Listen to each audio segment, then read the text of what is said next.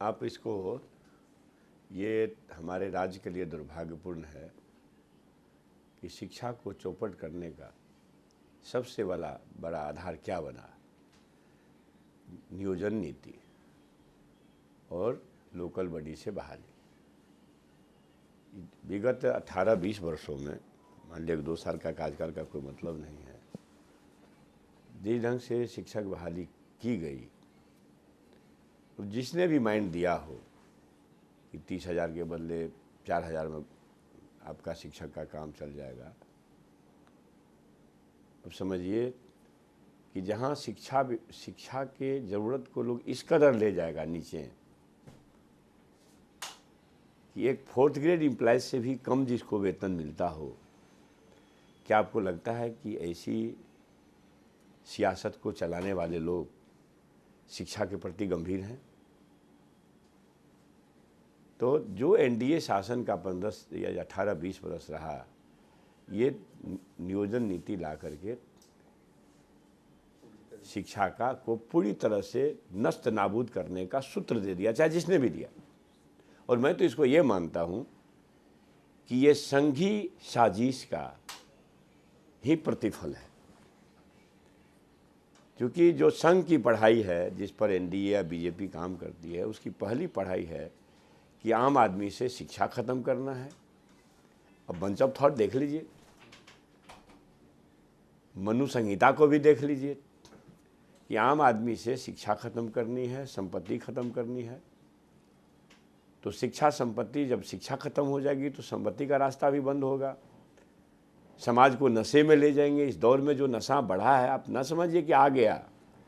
मेरा सीधा आरोप है सियासतदान लोगों पर, चाहे बिहार हो या देश का शासन, कि उन लोगों ने जानबूझ करके नशा लाया है कि शिक्षा खत्म, संपत्ति खत्म, उद्योगपतियों के हाथ में मिल्कियत देनी है। ये भी संघी पढ़ाई है कि देश को गुलामी में अगर ले जानी है तो आप 2-4 चंद उद्योगपतियों के हाथ में पूरी संपत्ति दे दो देश का।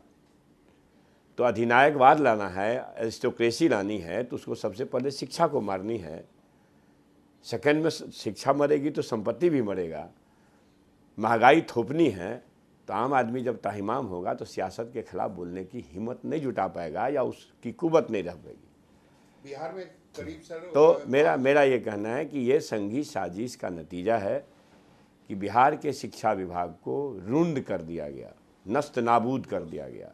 सच्चाई ये है भाईजान, लिखने पढ़ने में चैनलों पर जो चलता हो मैं नहीं जानता हूँ, लेकिन मैं ये समझता हूँ कि आप लोग भी जो प्रखर पत्रकार हैं, जर्नलिज्म से जुड़े हुए हैं, वो भी महसूस करते होंगे कि विगत 20 वर्ष में शिक्षा का कितना बेड़ा गर्क हुआ।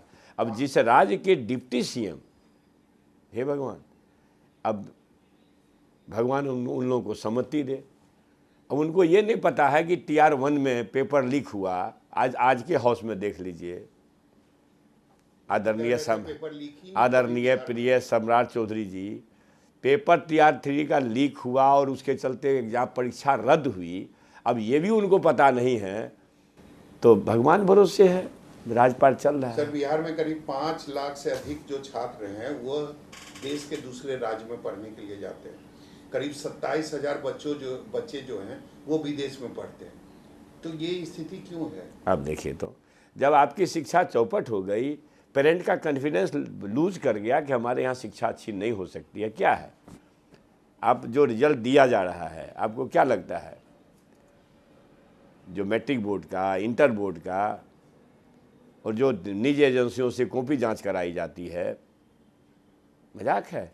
ये मतलब पूरी तरह से इस राज्य को ब्यूरोक्रेसी के हाथ में सौंप करके माननीय मुख्यमंत्री जी शिक्षा का व्यवसाय कर रहे हैं।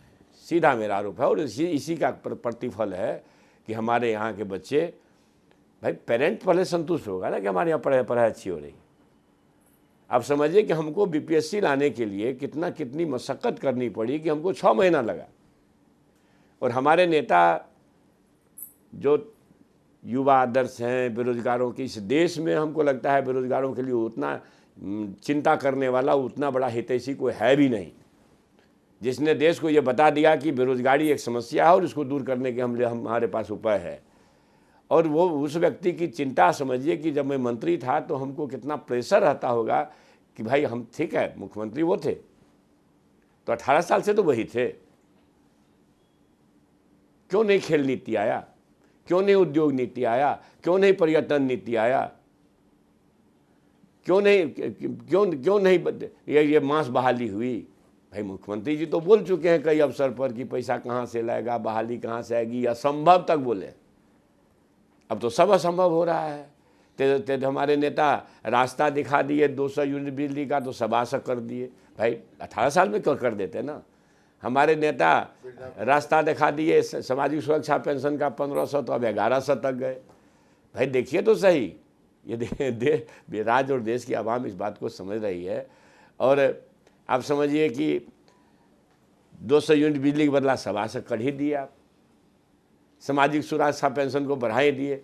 अब तो लगता है जैसा कि सुन रहे हैं कि माँ बहन मान योजना हमारे नेता लाए हैं 2500 रुपया, तो शायद उसमें भी लोग भी लटकने में लगे हुए हैं। मतलब ये है कि एक ऐसे नौजवान पर जिसको लोग आरोपित करता है 9वीं पास का, उसके अंदर विजन है और एक विजनरी लीडरशिप का ये कमाल है कि वो नीति तय करते हैं और सरकार को बाध्य करते हैं। डेमोक्रेसी में विपक्ष जब मजबूत होता है तो जन कल्याण का काम होता है, वो हो रहा है, समझे कि नहीं। सर यूनिवर्सिटी ये हम लोगों के लिए गौरव की बात है, राज्यवासियों के लिए तो गौरव की बात है। और आपने जो सवाल किया उससे जुड़ा हुआ है। नहीं मैं ये कह रहा हूँ यूनिवर्सिटी में जो सेशन लेट होना शुरू हुआ, तो आपको नहीं लगता है वही एक बड़ी वजह रही छात्रों का पलायन करना? नहीं, बहुत बड़ी वजह नहीं है, वो भी है। मैं समझता हूँ कि जब क्लासेज होने बंद हो गए, प्राइमरी एजुकेशन और हाई एजुकेशन में क्लासेज लग रहे थे क्या, ईमानदारी से बताइए। सेकेंडरी एजुकेशन में थोड़ा बहुत और क्लासेज से ज़्यादा अच्छी स्थिति थी। लेकिन जब बच्चा देख रहा है कि यहाँ पढ़ाई होती ही नहीं है, एडमिशन यहाँ लेता है जो बच्चा, वो भी कोटा में जाके पढ़ाई कर रहा है, तो इसका मतलब न तो बच्चों को कॉन्फिडेंस है और न तो क्या कहते हैं पेरेंट को कॉन्फिडेंस है। तो जाहिर सी बात है आप अपने बच्चे को यहाँ नहीं पढ़ाएंगे, क्यों पढ़ाएंगे भाई। सर देश के दूसरे हिस्सों की तरह बिहार में अच्छी प्राइवेट यूनिवर्सिटी की बहार क्यों नहीं है? इसमें सरकार और नौकरशाही की भूमिका को आप किस तरीके से देखते हैं? देखिए, मैं किसी भी निजी एजुकेशन के पक्ष में नहीं हूँ, व्यक्तिगत रूप से मैं अपनी बात करता हूँ। किसी भी निजी एजुकेशन के पक्ष में मैं व्यक्तिगत तौर पर नहीं हूँ। और मैं समझता हूँ कि कोई भी देश जो समाजवादी और डेमोक्रेटिक कंसेप्ट लेके चलेगा, वो शिक्षा को निजीकरण में धकेलने की कोशिश में नहीं रहेगा। हम कहते हैं स्टेट पंगु हो जाएगा तब ना हम निजी विश्वविद्यालयों की ओर मुखातिब होंगे जी। इसका मतलब है निजी विश्वविद्यालयों पर आप जा रहे हैं, इसका मतलब है कि आप पूरी तरह शिक्षा को बेचने में लग गए हैं। अब देख लीजिए भाई, सोना चांदी हीरा पर 2-3% का जीएसटी है और 18% का जीएसटी आप ले रहे हैं किताब पर। ये है ना वेलफेयर स्टेट का, यही कंसेप्ट है क्या। तो मतलब ये है कि मैं जैसा समझता हूँ कि इस तरह से लोग जो आपने कहा कि वो लोग किस कारण से डिस्करेज कर रहे हैं तो नहीं कहेंगे, लेकिन मैं जो थोड़ा दिन रहा तो मैं समझा कि वो लोग जो पाँव जमाना चाहते हैं यहाँ, वो लोग एक्सटॉर्शन और अपराध के भय से यहाँ आना नहीं चाहते। एक्सटॉर्शन भी एक फैक्टर है और अपराधियों का जो बोलबाला है, तो कौन यहाँ अपने आप को असुरक्षित रह करके संस्था चलाएगा जी। चरवाहा विद्यालय का जो कॉन्सेप्ट था उसको किस तरीके से अब देखिए तो हमारे नेता का विजन समझिए। जो व्यक्ति रेल में प्रयोग कर दिया तो हवा तक से लोग उनसे ज्ञान लेने आए कि नहीं, सच है कि नहीं है। ऐसा तो नहीं है कि मैं लफाजी कर रहा हूँ। ये 2-2 करोड़ नौकरी 2022 तक किसानों की आय दुगुनी, सीमा सरहद की चौकसी, नोटबंदी, आतंकवाद खत्म हो गया ना। तो मतलब ये सब चीज़ें समझिए हमारे नेता का है कि भाई जब एक बड़ी आबादी मुर्गी में, बकरी में, जानवर में उलझा हुआ लोग है तो उसके पढ़ाई के लिए रास्ता क्या निकले भाई। तो खेलते खेलते हम पढ़ाई करें, जानवर चराते चराते पढ़ाई करें, ये तो समझिए कि विश्व में एक अनूठा प्रयोग था जिसको लोगों ने मार दिया कालांतर में। अपॉर्चुनिटी एक बड़ी चीज़ होती है भाई साहब। हमारे गांव का एक बच्चा है अभी 63 वर्ष का, अब तो बच्चा नहीं रहा, तो 60 प्लस हो गया, तो हमसे छोटा है 2-3 साल। वो 5 रुपया में हमारे परिवार के एक चचा के यहाँ नौकरी करता था, 5 रुपया में। और जब वो 15-16 साल का हुआ तो चला गया राजस्थान मजदूरी करने। उसके अंदर स्किल थी, अच्छा राजमिस्त्री हो गया, राजमिस्त्री से अच्छा कॉन्ट्रैक्टर हो गया। और आज उसी चचा के पोता को वो 10,000 महीना दे रहा है, जिसके यहाँ 5 रुपया में नौकरी रहता था। ये है अपॉर्चुनिटी का। आप पढ़ाई ना करने दोगे लोगों को, आम आदमी को, उसमें से कौन आइंस्टाइन निकलेगा, कौन एपीजे कलाम निकलेगा। एपीजे कलाम तो 13 भाई बहन में एक थे जी। लेकिन देखिए तो अगर कहीं ईश्वरीय ज्ञान, ईश्वर ज्ञान देने के लिए बैठे हुए हैं तो सबसे पहले वहाँ ज्ञान गया। अगर कलाम न होते तो आप मिसाइल मैन न कहलाते।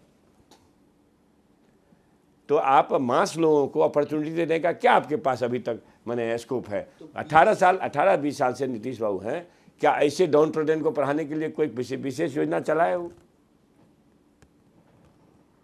और हमको काम करने में कितनी बाधा दी गई कि हमको एक बीपीएससी बहाली कराने के लिए या नेता के निर्देश पर हमको 4.5 लाख शिक्षकों को राज्यकर्मी घोषित कराने के लिए कितनी मशक्कत करनी पड़ी होगी, हम नहीं कह सकते हैं भाईजान। लेकिन आप देख लीजिएगा कि इस दरमियान में आप देखिए, विभाग में जाइए, लोगों से पूछिए कि मुख्यमंत्री शिक्षादान योजना का क्या हुआ।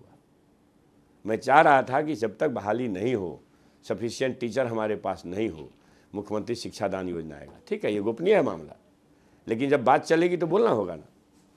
माननीय मुख्यमंत्री जी सहमत हुए, 2 बार सहमत हुए, उच्च स्तरीय बैठक में निर्णय लिया गया, प्रोसीडिंग पर हस्ताक्षर है, संचिका वही तो रोक दिया गया। भाई राजद वाले का नाम हो जाएगा ना।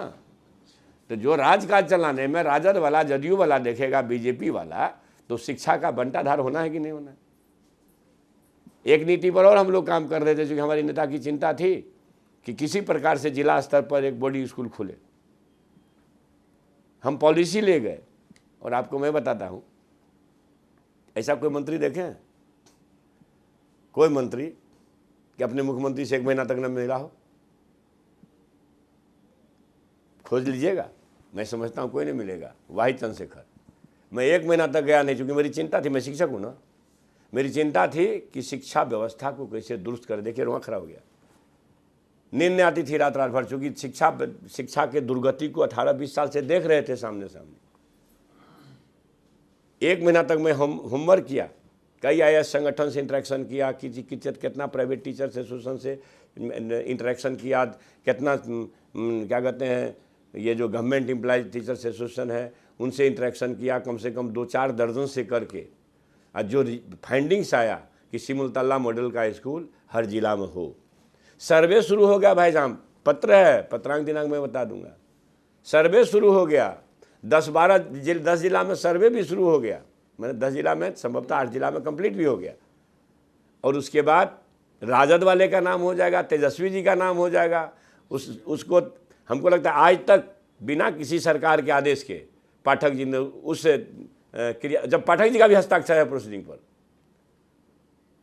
पाठक जी के आने के बाद भी हस्ताक्षर वो किए हैं, एक बैठक वो लिए हैं, उसमें हस्ताक्षर किए हैं। और फिर जब उनको लगा कि राजद वाले का नाम हो जाएगा, ये तो शिक्षा में क्रांति आ जाएगी। और बहुत सिंपल सा फार्मूला था कि हमको 25-30 टीचर खोजने थे इसी में से।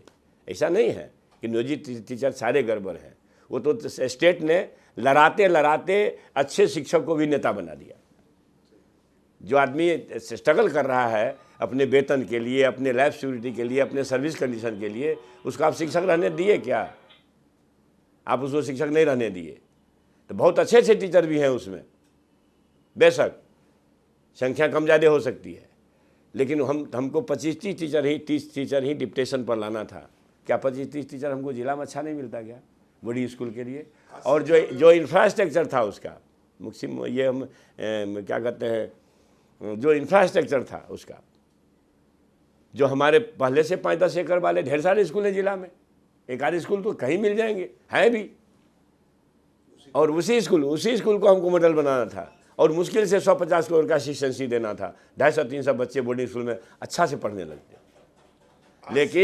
लेकिन मैं बताता हूँ, आप पूछिए, राज्य स्तर पर उसकी कमेटी बनी हुई है, पूछिए उन लोगों जाकर के विभाग में कि ये जो है सिमुलतला मॉडल का स्कूल हर जिला में बनना था, 8 जिले में लगभग सर्वे भी का काम खत्म हो गया, वो कहाँ रुका हुआ है। इसका मतलब है कि राजन वाले का नाम हो जाएगा, हमारे नेता तेजस्वी जी का नाम हो जाएगा।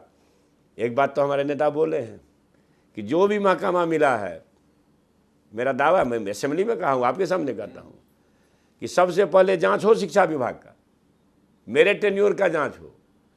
हमारे we are nowhere in education, मैंने if I am truly speaking, there is nowhere in education as मैंने Bihar state is concern. Nitish Kumar में इच्छा शक्ति की कमी है। हमको लगता है कि नीतीश कुमार अपनी इच्छा से चल ही नहीं रहे हैं, वो संघी इच्छा से चल रहे हैं। अगर अपनी इच्छा से चलते नीतीश कुमार तो शायद इतना दुर्गति नहीं होता शिक्षा का।